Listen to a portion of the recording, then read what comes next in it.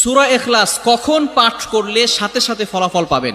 ভালো করে বুঝেন, সূরা ইখলাস হচ্ছে পবিত্র কোরআনুল কারীমের ভিতরে ছোট সূরাদের ভিতরে অন্যতম একটি সূরা। তবে ফজিলতের দিক থেকে সূরা ইখলাস হচ্ছে গুরুত্বপূর্ণ ফজিলত, এবং এই সূরাটা এমন একটা সময় আল্লাহ পাক রব্বুল আলামিন নাজিল করে দিয়েছেন যখন আল্লাহ রাসূল সাল্লাল্লাহু আলাইহি ওয়াসাল্লাম দ্বীনের প্রচার করতে লাগলেন।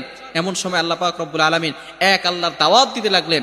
তখন কাফেররা আল্লাহ রাসূল সাল্লাল্লাহু আলাইহি সাল্লামকে কোশ্চেন করলো যে, মুহাম্মদ, তুমি তো এক আল্লাহর দাওয়াত দাও, আমরা তো কোটি কোটি দেবতার পূজা করি, তারা আমাদের সমস্যার সমাধান করতে পারে না।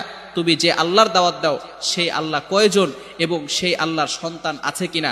সাথে সাথে আল্লাহ পাক রব্বুল আলামিন এই কাফেরদের প্রশ্নের উত্তরে আল্লাহ রাসূল সাল্লাল্লাহু আলাইহি সাল্লামের কাছে এই সূরাটি নাজিল করলেন, কুল হুয়াল্লাহু আহাদ আল্লাহুস সামাদ লাম ইয়ালিদ ওয়া লাম ইউলাদ ওয়া লাম ইয়াকুল লাহু কুফুয়ান আহাদ। আল্লাহ পাক রব্বুল আলামিন এক, অদ্বিতীয়, এবং আল্লাহ পাক